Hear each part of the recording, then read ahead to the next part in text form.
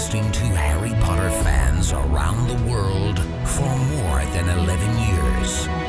Join Terrence Pinkston, Bailey Riddle, Luke Hogan, Gretchen Rush, and Alex Lohman as they take the wizarding world by storm. This is Hogwarts Radio. Stay classy, Hogwarts. This is Hogwarts Radio, episode 258 for March 22nd, 2020.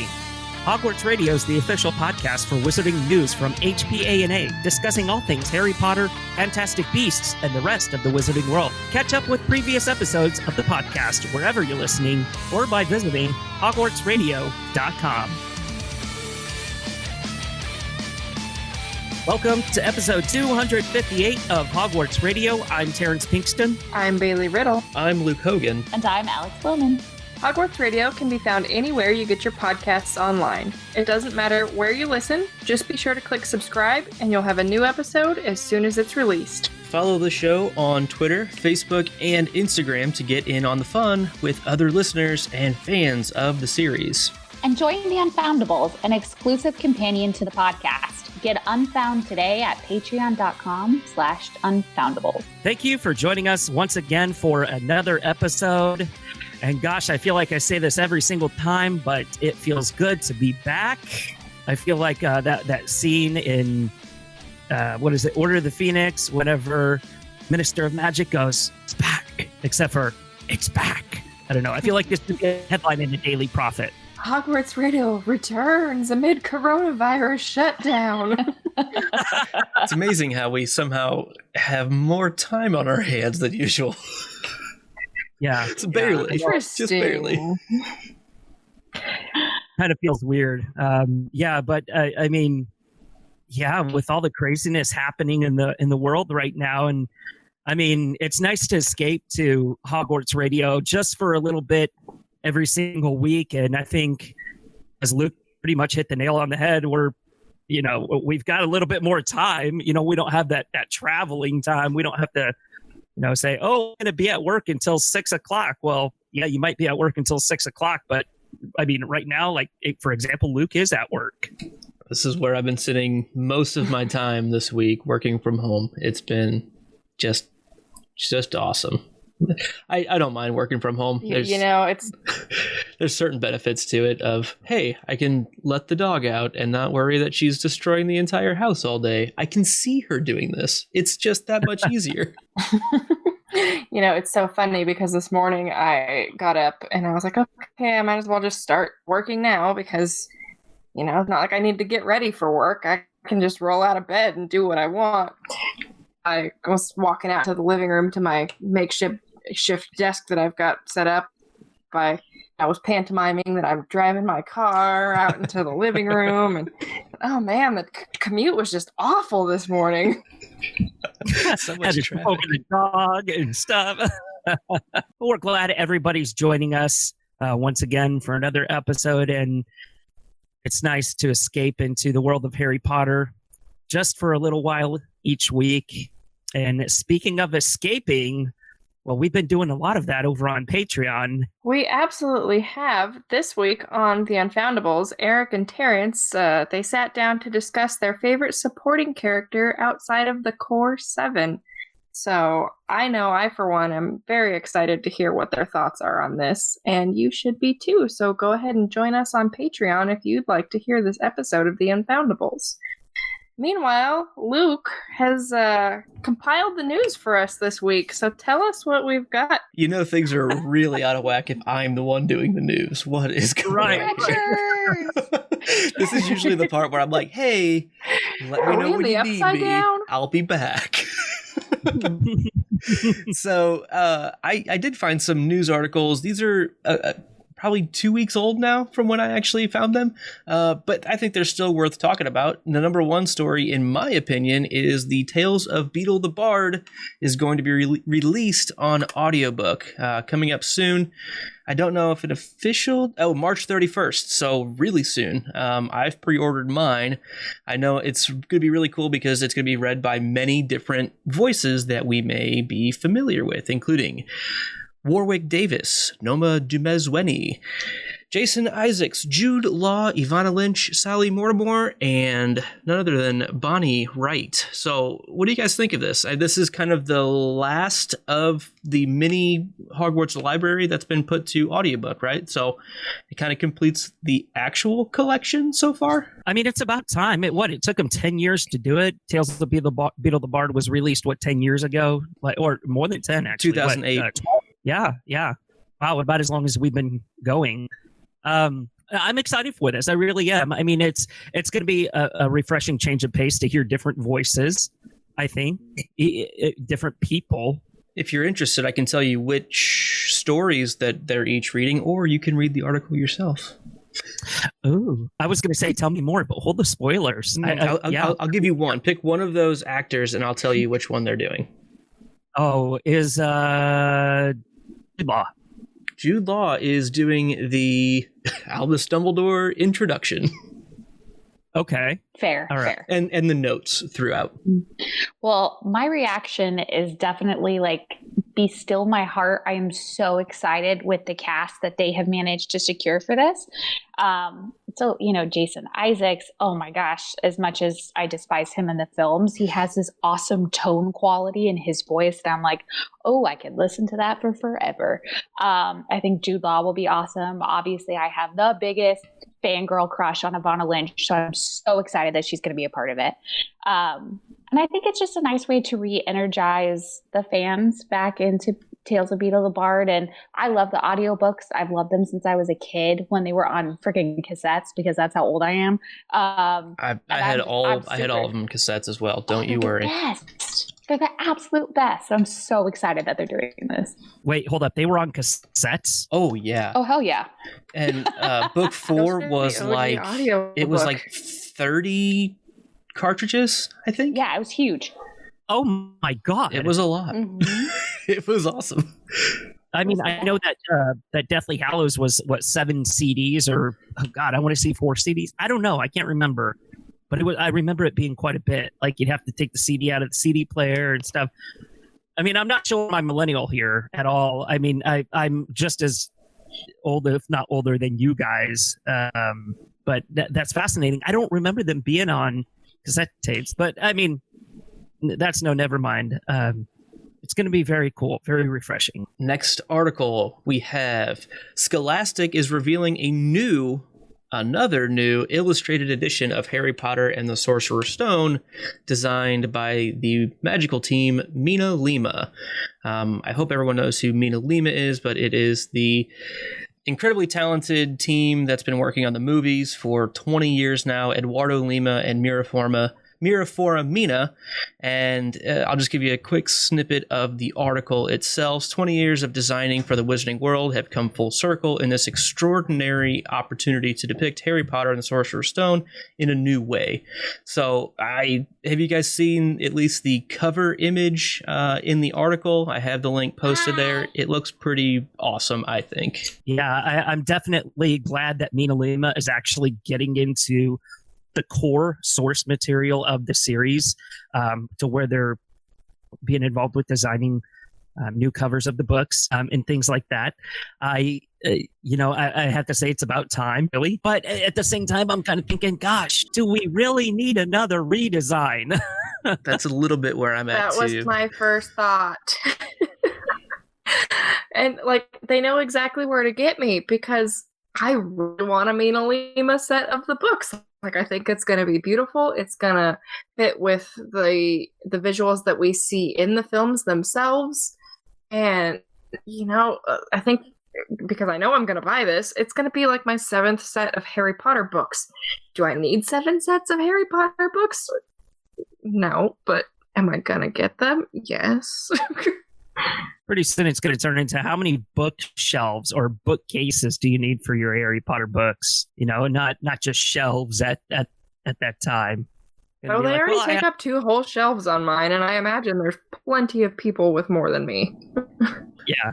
So some of the special features of at least the new Sorcerer's Stone edition is it will be adorned with paper craft features and special fold-out pages recreating the likes of Diagon Alley and naturally Hogwarts School of Witchcraft and Wizardry.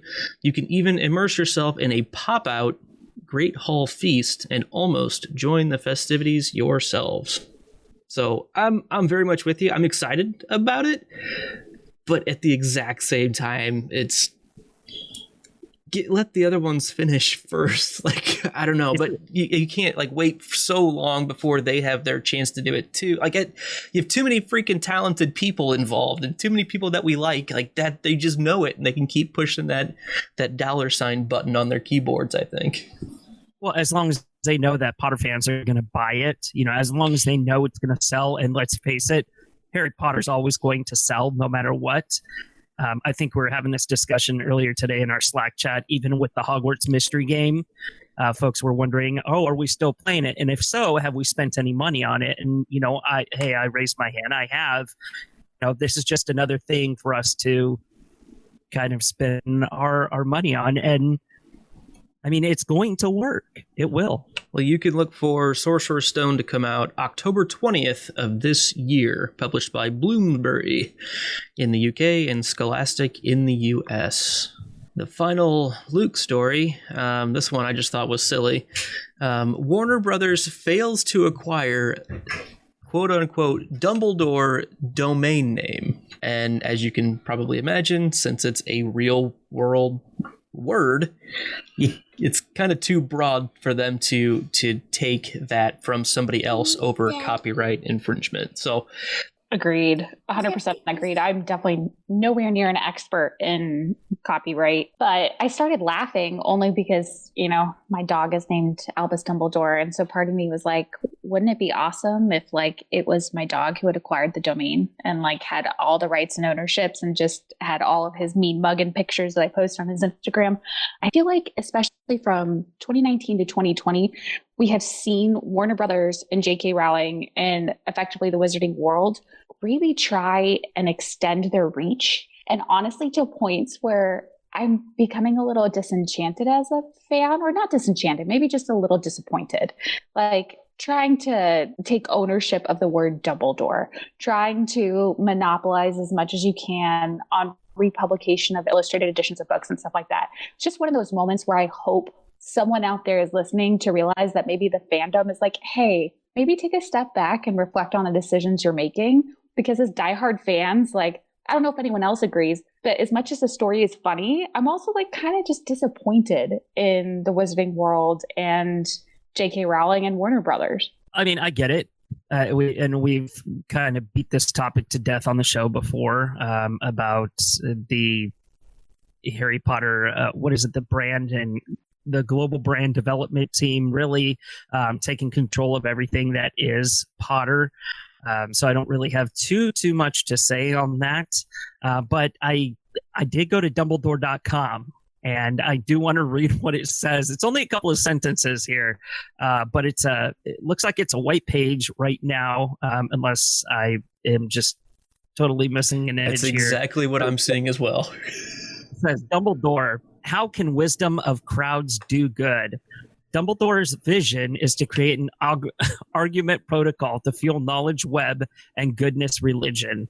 We're making product roadmap decisions in the emerging sector of network content with products such as a notes-taking tool similar to Rome, a content aggregator, or a debate platform to not be corrupted by capitalism. Like other software companies, example Facebook, Google, we make decisions based on goodness and operate as a capped company under conditional open source. And then it provides a bunch of links and buttons below. That don't work. That don't work. Yeah. I feel like this is just a page, I'm not even sure if that made sense, that entire thing that I read. To me, there's some content in there. I've noticed as you scroll down the page, the words at the top consistently change as well. You have to scroll way down for it to get into anything else, which is weird. they mentioned flat earthers are easy to prove wrong. This is a weird website. I don't know. It's odd. That is strange. Yeah. You can send them an email at contact@dumbledore.com. I wonder if it gets to Albus. I like to think so. So send them an email asking them about the scar just above their left knee that looks like the London Underground. So have them describe it for you. And that's it for Luke's news. So I will throw it over to Terrence for announcements, right? Okay, guys. So we did find our audio editor, and we're excited to begin working with him very, very soon. But we're still looking to fill loads of other positions, all the way from website positions of HogwartsRadio.com to social media. And we're even looking for a producer for the show. So if you're interested in becoming a part of our team, shoot an owl over to, don't literally shoot an owl, please. Send an owl over to staff@hogwartsradio.com, and we'll be sure to review it over there and get back to you. These are unusual times. These are trying times, and I'm going to go ahead and toss it over to Alex right now, who is going to keep us a little sane over here. I mean, we're all a little mad here anyway at Hogwarts Radio, but that's okay. But these are definitely trying times in the world, and we're hoping that everybody's really staying safe and sane. But Alex has a couple of wellness tips for us, and so obviously it's a new time for all of us figuring out what life kind of looks like right now. And with my fascination with health and wellness, I figured I would share just some of my insider tips and tricks and working with therapists and working in mental health and just kind of what I've been seeing. So to be super cheesy, I obviously had to make a Harry Potter acronym out of my 5 tips. So I'm calling it the D.O.B.B.Y approach. And I have made a very silly little graphic that I will definitely post on my Twitter if anyone wants to see it. But, for our Harry Potter fans, it's just a fun way of keeping track of the good ways to kind of stay sane and keep focused during these times. So the D is the big one, the basic one. It's day by day. Take it day by day. And I know that's really hard with job security, with, just knowing what our health looks like on a day-to-day basis. I know for me, it's been like, do I go to work? Do I not go to work? All these different things. But I think if you can remind yourself at night, like, okay, I accomplished today, and tomorrow I'm going to get up and I'm going to assess tomorrow in the morning and take it as it comes. It's the best way to kind of limit the focus and also limit potential anxiety. Because I think if you think, very much down the line, it looks very overwhelming. So just take it day by day is, I think, the biggest piece of advice that I could give, and I've seen a lot of people give. So that's the D. The O, omit the overwhelming stuff. So obviously we want to be informed, right? We want to know what our local governments are telling us to do, what health providers are telling us to do. But it is so easy to get sucked in the vortex of like the 24-hour news cycle. Twitter be blowing up with some hot takes. So I definitely have to limit my Twitter consumption. But I think, just limiting that and setting boundaries for yourself of like, cool, okay, on my lunch break, I'm going to check in on the news, see what's going on. Maybe I'll check in on Twitter every once in a while, whatever your news-based platform is. But don't sit and just overwhelm yourself in the black hole that can be information. Because, it's constantly changing, but is it changing minute by minute? No. And it's probably going to overwhelm you if you sit in that vortex. So omit the stuff that overwhelms you. My first B is be a buddy to yourself. And so check in with what you need, if you're an introvert and, this is probably a really cool time for you, you're like, hell yeah, this is what I've been rocking most of my life. But if you're an extrovert and you thrive on the company of others and whatnot, make sure you're just picking up the phone and talking to people, texting people, taking care of what you need. I am a huge runner. That is how I stay sane. So every day I get up, I go for my run, and then I start my day. It's just how it works. And checking on others. If you know someone is particularly vulnerable right now or anxious right now, just checking on and saying, hey, you, or send a funny meme or something, whatever your language is with that person. I've definitely been checking in with a few of my friends who I know are particularly anxious around this time. And even if I can't solve their problems or offer them great solutions, I know I can just listen. And that's something that I think we could all be doing for each other. So that's my first B. Second B is just be present with yourself. So I know a lot of times when people like, this feels really surreal. And so a lot of people are like, I don't understand what reality is right now. And some people become very overwhelmed with that. And so there's a technique called just like grounding yourself, which is just using your 5 senses in that moment. Like take a deep breath. What do you smell? Look around. What do you see? Like touch something. Obviously be responsible with your touching. But like if you're outside, like literally run your hands through the grass. It seems so simple, but for a lot of my clients who may be super overwhelmed, I use it with them and I'll be like, your sweater's fuzzy. Touch the fuzziness on your sweater. It kind of reminds them like, okay, I'm here right now. And it kind of just reminds yourself to be present with who you are in that moment instead of getting overwhelmed. And then the last thing is that, this is our new normal, your new normal. So what does that look like? Bailey, you made the comment of like, well, I just kind of rolled out of bed this morning and was like, well, I guess I'll start working. And a lot of us do that. But I also think it's important, like if you had a routine before work, keep it up. Like if you read, Twitter and had a cup of coffee, that's my version of the newspaper. I always go for a run before work. I like to step away from my desk at work or else I will never stop working. Like little things like that, integrate it into your new normal of being at home. But, don't forget the little things that made you happy when you were in the office or you were in your store, wherever you were. Don't forget that it's a new situation and be mindful of creating your new normal.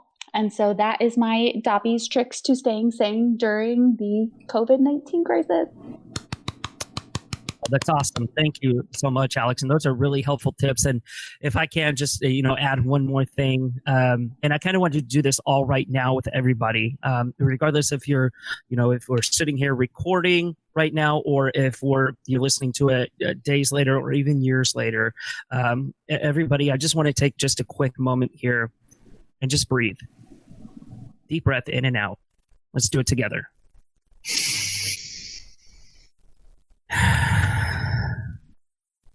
It'll be okay. We're all going to be okay, and we're all in this together. And thank you so much, Alex. As you were coming up with that acronym, I think in our little back and forth on our personal Slack chat, I shared kind of a little chant that you can use to remember it. And it's D.O.B.B.Y. That'll be your alibi. It's D.O.B.B.Y. Yeah, it's D.O.B.B.Y. Yeah, it's D.O.B.B.Y. I love it. I freaking love it. Oh my goodness. Let's go ahead and jump into a couple of discussion questions that we have lined up today. The first one was actually entered in by Luke not too long ago as we were trying to come up with topics. And ask the question, what percentage of the world's population do you think is magical? And this is a very, very good question because there's about 8 billion people in the world. I mean, I would say give or take. I mean, no exact numbers here or anything like that, but I think that's more or less a rounded answer. Even if you were to think like, is it 0.5%? Is it 0.2%? Is it even 1%? That is still a really, really big number. So I appreciate the loving of the question. I don't know if I came up with this question. I may have. I don't remember it. It's possible, but I don't know. I feel like even that seems high to me. I feel like we're more several decimal points lower than that, personally, just for how small of a number.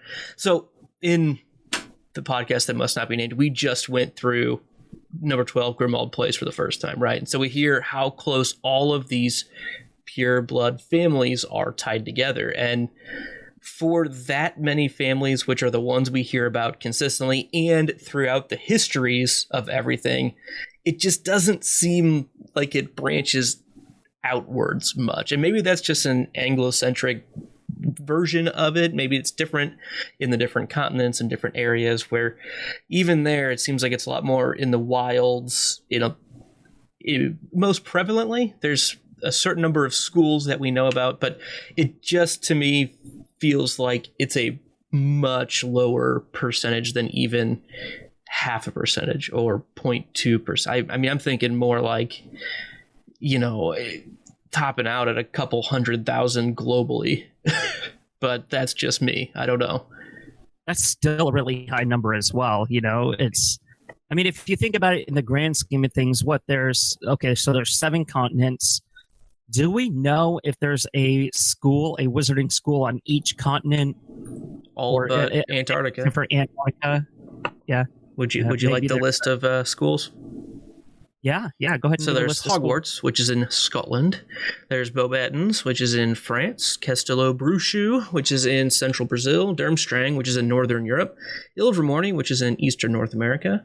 Mahutakoru, which is in Japan. Wagaduo in Uganda. And I feel like this is a newer one. I don't remember this one. Koldovstorets in Russia. I don't remember that being in the original listing. But I could just be forgetting, which happens. So there's 8. That might be something that she added. Yeah, that might have been something that she added later on. I feel like a couple of those have been added recently, in fact. It says it is one of the 11 schools registered with the International Confederation of Wizards. I just don't remember that one being there. So as you guys were going through the series, or as you guys are going through the series, Luke, have you discussed the size of the student body at Hogwarts? It always comes up. I feel like a lot earlier in the books, it came up a lot more often. And I mean, you can try to do all the math you want to, and hey, what's the average class? And there are certain ways you could justify pretty easily why, say the average school size is about 1,000, which is what JK has always said to us. But these classes, that the number of students that we see clearly don't seem to add up to that. But if you look forward, the past 13 years before that, it's a war-torn society. I mean, there's going to be fewer kids born. That's just kind of natural progression of what happens and things like that. And even, however long Voldemort was really in power before that, I mean, people are going to still have kids, but there are going to be those people who hesitate where maybe they normally wouldn't have. So overall, I feel like in the time period of story that we get, which is different than Fantastic Beasts culture, right? That's a whole different society pre-Tom Riddle, that maybe numbers are just down in general. Again, more from an Anglo-centric perspective on that, because I don't think he was affecting much of what was going on in Japan, but who knows? So I feel like numbers are down currently, but that's just an average dip and it'll rebound. So I don't think I think it's feasible for 1,000 to be achieved. I don't think that's what's there currently. I don't know. I mean, I definitely feel like it's not a vast majority of the population that is, I mean, definitely under 1%, I feel like is a fair guesstimation. It's got to be, small enough for it to still feel niche and cool, and maybe like you're a little bit better than everyone else, but really you're not. You just happen. My only thoughts are that I love everyone on this podcast for being so much more detail oriented and mathematically forward than I am, because like Luke's having this conversation about population density and percentages, and I'm like, damn, like my brain didn't go there for this sure. Is what happens when you literally have a podcast with an engineer and a math teacher. So it's kind of one of our things. Sorry. I'm like naive. I'm like, oh, I wish everyone could just be a little bit of magic. It just like it depends on like the concentration of magic within you. Does it actually manifest or not? Is it like a recessive gene and like it just activated in only so many people? And so we're having this in-depth conversation, and I'm like intelligent and like up on the fandom. And there are days where I'm like, I kind of just feel like a golden retriever who's just happy to be here. And that's kind of how I felt during this conversation. I mean, yeah, you've got to think like population density as well. I'm glad that somebody went there. I'm glad that we went there with that, because I mean, there's a lot more people in Asia than there are in the United States, than there are in, the UK, than there is in Russia. You've got to think that there's, a correlation, like they're all spread out everywhere, that they're all living their life, that they've all got their own statutes of secrecy. I don't know, the number itself is just mind-boggling to me. I mean, 100,000 still seems a little high to me, but hey, you never know. Very good question to get the wheels turning here. Let's ask the panel, do we have an all-time favorite chapter of the series? Luke, I'm going to go ahead and throw it over to you first, because this is most fresh in your mind since you're actively going through the series chapter by chapter. Have we hit your favorite chapter yet on the podcast that must not be named? So I definitely wrote this question. And we hit it a couple years ago now, probably 2 years ago now. To me, this has been an easy all-time favorite chapter. It's in book 3.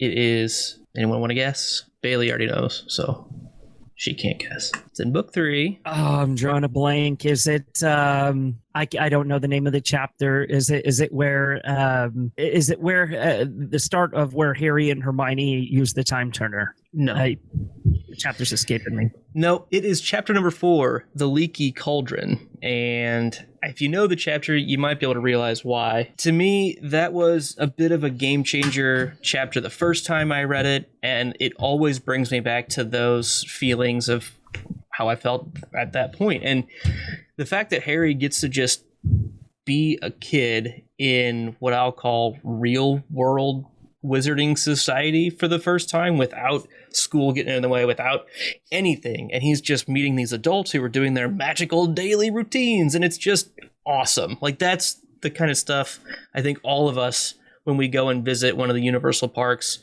envision, right? We just want to live there, and we just want to feel like we're a part of the daily happenings, and like, that's what he got for 2 unadulterated weeks. And to me, that was always, every time we do something out of school, like going even to St. Mungo's was always really cool to me, and like seeing the different places and how they're hidden. But that was the first chapter that we get extended time for Harry to be a part of the wizarding world outside of school. So I always loved that chapter so much. My favorite chapter is going to have to be chapter 34 of Harry Potter and the Deathly Hallows, The Forest Again. This is where Harry, at the end of chapter 33, the Prince's Tale, Harry finds out, that he, in fact, he has a piece of Voldemort's soul inside him, and has been since, Voldemort tried to kill him as an infant. He must die in order for Voldemort to, truly be defeated. And Voldemort has to be the one to do it. And the whole journey that Harry goes through in that particular chapter just kind of seems like he's floating. He's surreal. He knows what he has to do right now. He knows what he has to do. And it's just like, he's like, okay, this is it. He's come to that acceptance part. He feels more alive than ever. He wonders, is it going to hurt? Of course, he doesn't want to say goodbye to anybody. No, he doesn't. He sees Neville on his way out of the castle. He tells him that if something happens to him, he's got to kill Voldemort's snake because that's the last Horcrux. He walks his journey across the grounds of Hogwarts towards the Forbidden Forest. Just the memories kind of hit him. It's just kind of a surreal chapter. And, he sees it's emotional, whenever he sees his parents and Sirius and Lupin, and he asks his dad, and Mom, will you stay with me? And that's just, I'm getting choked up just thinking about it, because, he's like, I don't know, he's just like, he's like a little kid, does it hurt? And Sirius is like, it's quicker than falling asleep, and they're like, he's like, is you gonna stay with me? And they're like, to the very end. And my goodness, such an emotionally wrenching chapter, because you don't know what's gonna happen after that part. And then he dies. Then he dies. He half dies. Then he half dies. It's a lot more dramatic saying it that way. I have so many favorite chapters, but I think the one that really stands out to me the most is chapter 1 of Half-Blood Prince, The Other Minister, because I remember, that is one chapter that I distinctly remember reading the very first time I picked that book up, and it was so jarring because we didn't immediately enter into Harry's world. We didn't immediately find out what was going on in Harry's life. We found out what was going on in the wizarding world abroad that was affecting the Muggle world. And so for me, that chapter just always stood out to me as something that, really grounded how serious things were getting. Totally. That is an awesome chapter. I really like that chapter because it showed, we've always wondered up until that point, does the Muggle community know about the wizarding community? And we finally got an answer to that. They know about them. They just, at least the upper echelons of the government do. And then they just kind of stay out of the way. They have this kind of agreement, yada, yada. And I thought that was the most fascinating part of the chapter for me. Alex, what about you? Do you have a favorite chapter in the series? So before I dive into that, I feel like I am truly having a Hufflepuff lovey moment, because everyone has talked about their chapters and oh, that's such a good one. I love that chapter. And it's like that golden retriever moment again, where I'm just happy to be here. I'm like, oh my God, I love that too. So I'm like, oh my God, Alex. Would you say it's kind of like, God, what is it? Doug from Up? We kind of have the porch because I love you. We kind of have the benefit of pretty much all of them being quite good. I mean, there's some exceptional, especially good ones, but there really are no wrong choices except for Norbert. That one's pretty weak. Just continue. It was just so funny. Like, Alex, focus. You can't like all of these. You have to pick one. But in true Alex fashion, I picked a Luna-centric chapter, which actually there's a really great article on that I remember coming out a while ago, and I can share it in the notes. But it is in the Order of the Phoenix, and it's the Second War Begins. And kind of like to Bailey's point about tone shifting, I do think it's the point at which the tone of the series really does change after Sirius's death, and we kind of know that from here on out, the series is going to become darker and more complex and a little bit more fraught with this tension, and kind of that happy-go-luckiness starts to fade away a little bit. But what I do love is Harry really connecting with Luna, genuinely for the first time. I mean, they have their moments, but that's the point where he kind of realizes how much he has in common with her, and just how genuine of a soul she is. And I think she's the first person who shows just pure, unadulterated empathy towards Harry in that moment. Just lost his godfather and he doesn't want to talk about it. And I don't think Ron and Hermione truly understand how to talk to him about it, but she's just so pure. And she's just like, I heard he was your godfather. Like, I'm so sorry. I heard it was a Death Eater. She allows him that moment to just talk about it and process it. And it's just truly delightfully Luna, but I love that Luna is kind of the vehicle for that tone shift of the series, in that moment of just like, hey, we're going to have these difficult conversations. Let's start now. And so, yeah, that's why I picked The Second War Begins. I feel like Luna can relate to Harry the most because she has lost somebody. And Ron and Hermione really just, like you said, they wouldn't understand completely because they hadn't, up to that point, they hadn't lost anybody, and they wouldn't be able to relate. And Luna's just like, oh my God, you know what? I feel you. I've been there. I am so sorry. I think 4 for 4 on this panel, guys. Those are exceptional chapters overall. Now I just want to go reread the whole series. All right, we're starting our podcast over. We're starting from chapter 1 again. We're gonna go through them all. Hey, now there is such a thing. Self-isolation, Harry Potter reread. Oh man! All right, read a chapter, talk about it for 5 minutes. Read the next chapter, talk about it for 5 minutes. We should be done in by the time we can all go back to work. Mm-hmm. There is such a thing as bibliotherapy. I was going to bring it up in my jobby to-dos in the self-care situation, but hell yeah, books can be extremely therapeutic. All hands on deck, buddy. It would be D.O.B.B.Y at that time. D.O.B.B.Y. D.O.B.B.Y. Yeah. D.O.B.B.Y. All right, guys, let's move on to our next segment. The Smells of Hogwarts makes its return. And it's been a while since we've done this one. So let's talk about what Hagrid's hut would smell like. Any thoughts on this one?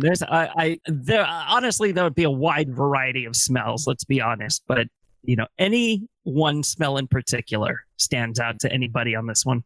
I imagine it being extremely musty. Like I don't picture Hagrid as the kind of guy that's going to care about his body odors, and so I just feel like it would smell overwhelmingly of Hagrid's stench. I don't know why, but I kind of get this image of wet dog. Just because it's always wet and rainy, I feel like, in Scotland. And then there's Fang, and he's on Hagrid's adventures with him, and then he comes back in, and I have this image of wet dog and a meat walker, because he always has random, especially depicted in the films, he's always got some slab of meat hanging from his ceiling randomly, and so I don't know what that particularly smells like when you put it together, but visually that is what I imagine. So I could tell you what it smells like. It specifically smells like hams and pheasants, which are hanging from the ceiling. Specifically stated in book 1. It also might smell like galoshes or a crossbow, or copper kettles boiling on the fire. I like the big wet dog for sure, which I can totally relate to because I have a big wet dog that lives in my house, and she's enormous and slobbery. Question. Yeah. What does a crossbow smell like? Oh, half wood, half metal. Smells like Daryl Dixon from The Walking Dead. Okay. Well, it depends if you've oiled it recently as well. Proper crossbow care will never lead you astray, as the old adage goes. So, I didn't know that. That's not an old adage. Okay. 10 points to Ravenclaw for obviously going and finding the actual citation to what is in friggin' Hagrid's cabin. Literally the worst. -5 for lack of creativity. Come on now. I mean, when you have the right answer, technically correct is the best kind of correct. Negatory ghostwriter. Negatory. I'm about to blow your minds. You ready? It smells just like the Hufflepuff common room. Very earthy. What? Oh, fine. There's really only... Don't do Hufflepuffs dirty like that. Hufflepuff. They're by the kitchens. Yep. It's going to smell like baked goods. My favorite smell. Thank you very much. Hagrid's hut clearly smells like rock cakes. I mean, come on. Those are Hagrid's always hut on. Might also smell like burnt rock. Right. Yeah. Yes. Yeah, I'd have to agree. I mean, definitely, it doesn't. It definitely doesn't smell like Twilight Woods from Bath and Body Works.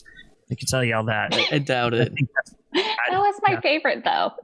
I will say at the very end of book 6, it smelled a lot like smoke. Too soon? Oh. Too soon? Oh, a little bit. -5. Oh. Oh, Luke, you're in the negative now. Oh, Now. we were way up on points. We've got points to spare. Before we get out of here today, let's play Avada Kedavra Amortentia Imperio. And the first one today is going from me to Alex. So, Alex, your 3 for Avada Kedavra Amortentia Imperio are going to be Rubius Hagrid, Cornelius Fudge, and Victor Crumb. Oh, I like this one. I don't know why. Well, no, I do know why. Avada Kedavra for sure goes to Fudge. That was a very gut visceral reaction. I think I would Hortensia Crumb. Rocking some Hermione vibes on that one. And I feel really guilty using Imperio against Hagrid. But I would only make him do really nice things, just like be my best friend, essentially, if he didn't like my Hufflepuffness for some reason.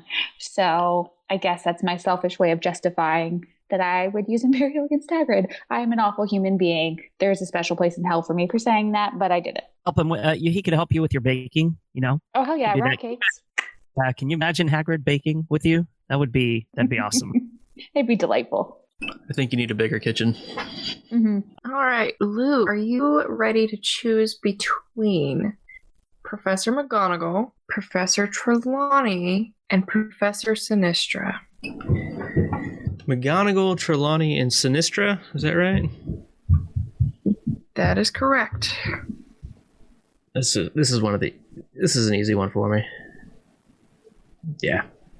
Imperio Sinistra, killing the hell out of Trelawney, and and definitely a Hortensia for McGonagall. She is awesome. I feel really good about my answer. I was going to say, if you I swear to God, you better not kill McGonagall. No, in my top 3 favorite characters of all time. That's sacrilege. Yeah, that would be grounds to fire you from the cast. Top 3 favorite characters: McGonagall, You are not allowed Luna, to be a fan. McGonagall, Luna, and Frank Bryce. Bro, wait, hang on, hold up. Frank Bryce? Frank Bryce. What the hell? He's such a random character. That's like saying Ludo Bagman. Also gets a bad rap, but didn't make the top 3. That's such a Luke answer. I just have to say that. Barnabas the Barbie. Oh my God.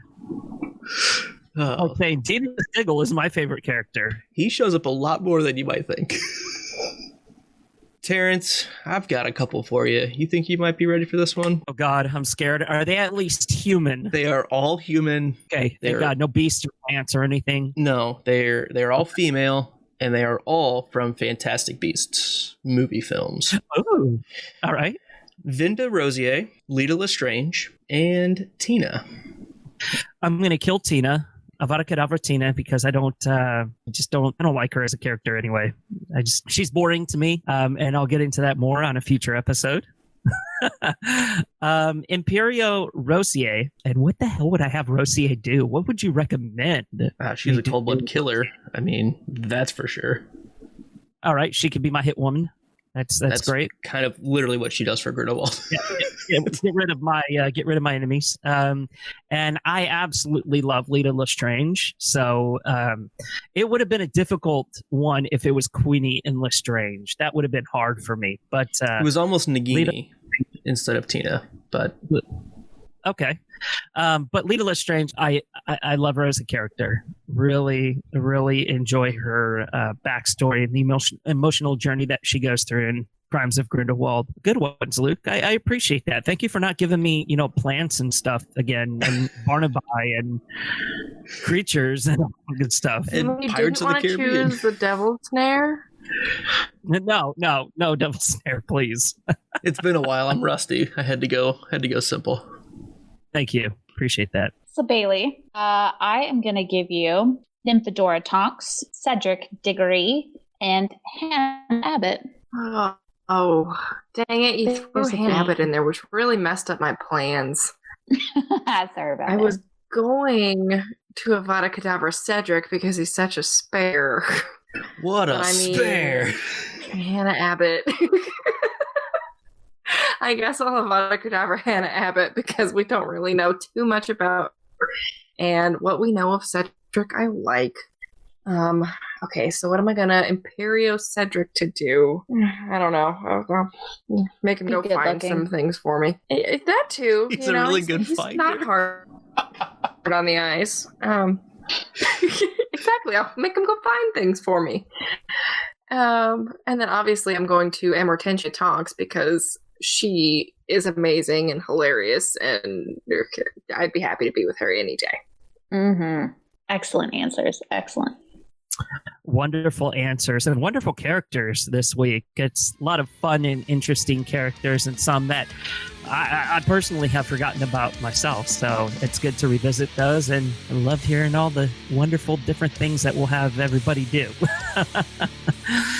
And it's been such a fun, informative episode, and gosh, I've had such a great time this week with you guys. So thank you so much for the pleasure of your company this week, everybody. Feels good to have some social interaction, right? With people that are like-minded and things that we care about.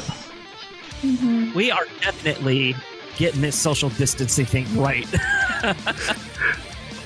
Yes, with the help of a little magic, right? Yeah, way more than 6 feet. But no more than 6 degrees of separation. That's something for you guys to chew on. So thank you so much for tuning in. Once again, I'm Terrence Pinkston. I'm Bailey Riddle. I'm Luke Hogan. And I'm Alex Bowman. And we'll see you next time for episode 259. Bye-bye. That was bloody brilliant. Codswallop.